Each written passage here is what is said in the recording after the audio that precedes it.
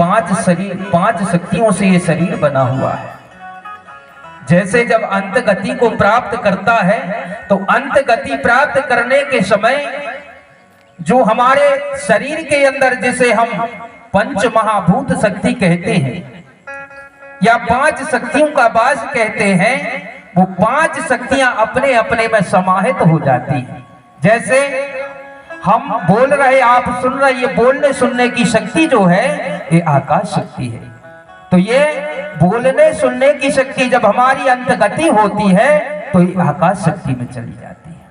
इसी प्रकार हमारे शरीर के अंदर अग्नि यानी ताप, जब तक हमारे शरीर में ताप है, अग्नि है, तब तक प्राण है। और अग्नि अगर निकल गई तो फिर ये शरीर किसी काम का नहीं। तो अग्नि तत्व अग्नि में चला जाता है, वायु तत्व वायु में चला जाता है, और जल तत्व जो खून के रूप में हमारे शरीर में विचरण कर रहा है ये जल में समाहित हो जाता है। बचता है हमारा मिट्टी तत्व। तो मिट्टी तत्व मिट्टी में मिल जाना चाहिए, मिट्टी में समा जाना चाहिए। ये हमारी कोई अपने में संस्कृति है।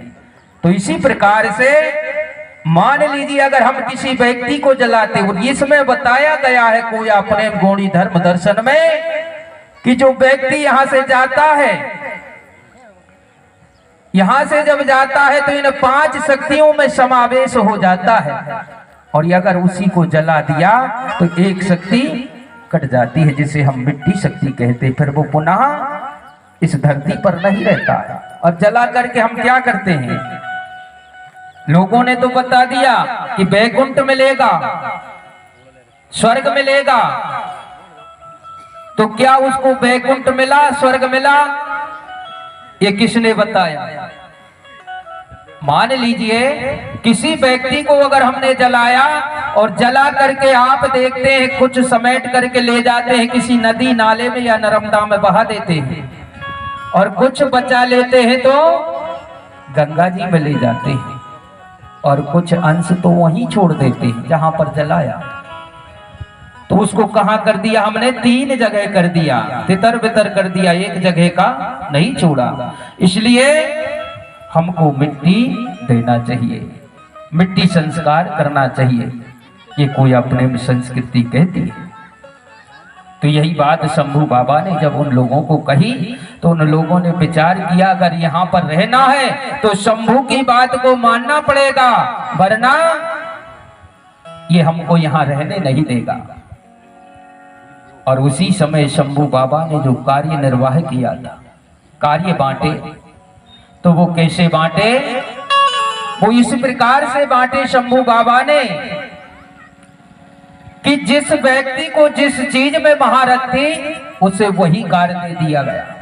जैसे लोहे का कार्य करने वाला लोहार होता है, लोहे के कार्य करने में लोहार को महारत प्राप्त थी, तो शंभू बाबा ने उसको लोहार से संबोधित किया कि आज से तुम ये काम करके सगा समुदाय को अर्पण करोगे, और इसके एवज में आपको ये कुछ दे करके, दान दक्षिणा दे करके तुम्हारा भरण पोषण करेंगे।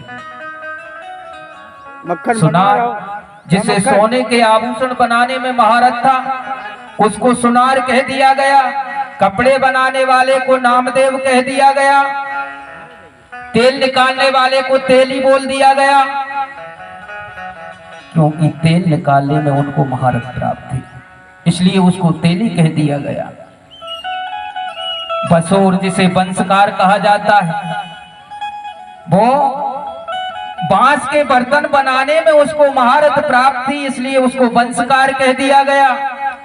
मोची, जो आपके पैरों की सुरक्षा के लिए चमड़े से आपके पैरों के लिए जूते बनाया करता था, उसे मोची चमार कह दिया गया।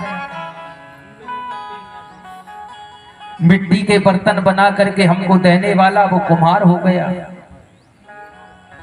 इसी प्रकार गाय चराने वाले को यादव कह दिया गया।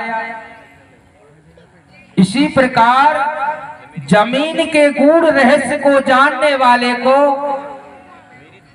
कुशवाहा कह दिया गया, काची या कुशवाहा। और ये भी बता दें, जैसे यादव, आज यादव की